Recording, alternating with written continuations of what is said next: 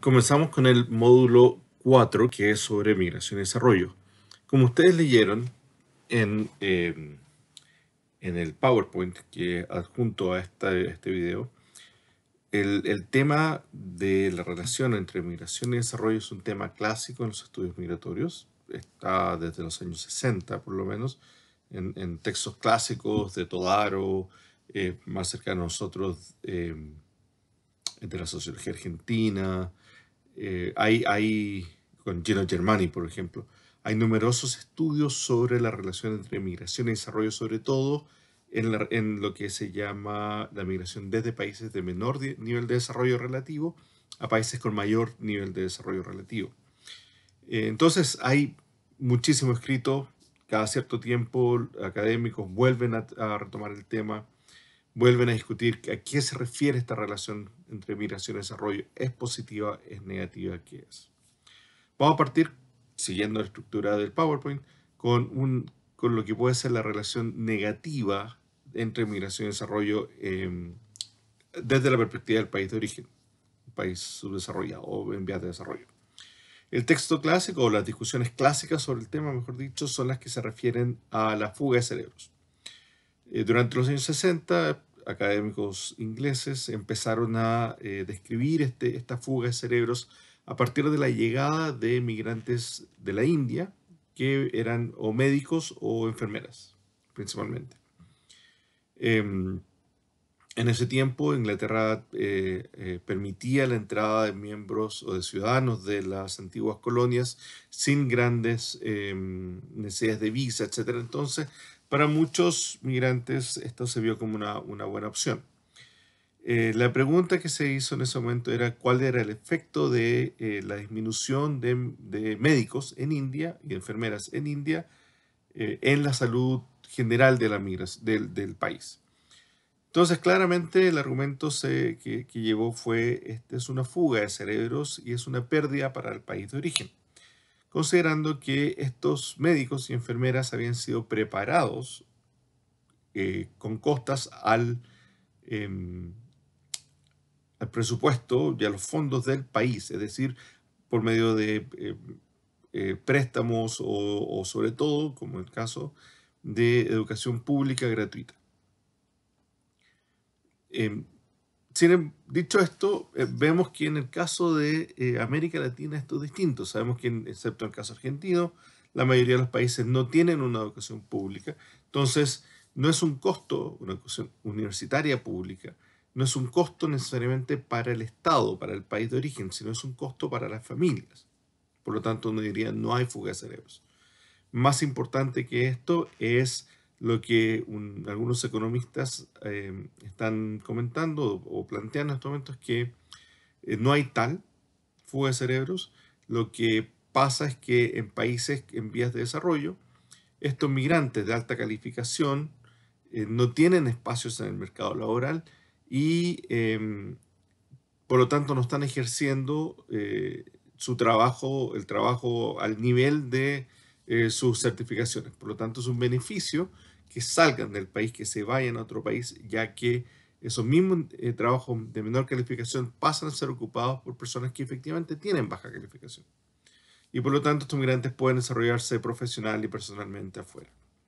Eso es un argumento que tiene múltiples problemas, es decir, o sea, eh, ¿qué pasa con el mercado laboral interno? Que no hay trabajos para profesionales de alta calificación.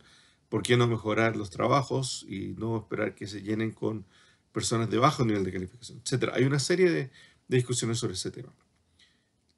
Lo más importante es que se ha descrito que ya no es posible hablar de fuga de cerebros como un único tema en este momento, en esta época de globalización y grandes comunicaciones, sino lo que tenemos que hablar es de cómo se incentiva, ya sea el retorno en algunos casos, o la circularidad de cerebros, es decir, la circularidad de personas con alta calificación. Y la circularidad de personas con alta calificación es exactamente lo que estoy haciendo yo con ustedes. Es decir, yo tengo un doctorado en historia, en sociología, una alta especialización en temas migratorios en América Latina y sin embargo me encuentro en Estados Unidos trabajando. ¿Por qué? Por razones personales, en realidad, digamos, pero lo que importa acá es que al participar yo de un curso como este, estoy, eh, estoy permitiendo o estoy participando del desarrollo del país, del desarrollo, en este caso, de la política exterior, de los funcionarios de la política exterior chilena desde afuera, sin tener que necesariamente estar en el país. Entonces, la circularidad del cerebro es esta movilidad internacional de personas con alto nivel de calificación, de tal forma que sigan apoyando, en menor o mayor medida, el desarrollo de los países de origen. Y ese es el enfoque que se le debe dar ahora a esta, o que se le debería dar ahora a esta movilidad de alta calificación.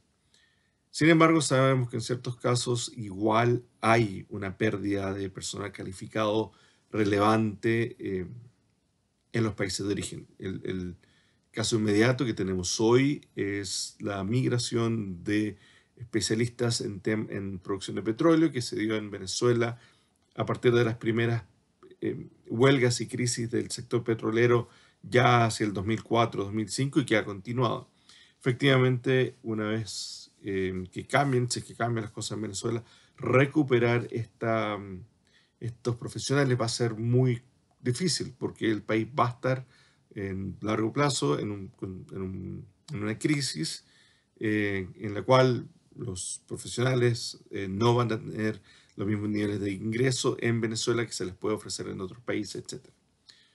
Para trabajar esto, organismos como el Programa de Naciones Unidas para el Desarrollo creó hace tiempo atrás un programa que se llama el TOCTEN, que es transferencia de conocimiento por medio de expatriados, en el cual, con fondos internacionales, el PNUD invitaba a académicos y a profesionales a estar un tiempo limitado, un verano, por ejemplo, en su país de origen, trabajando y desarrollando proyectos con estudiantes nacionales, con organismos nacionales, etc.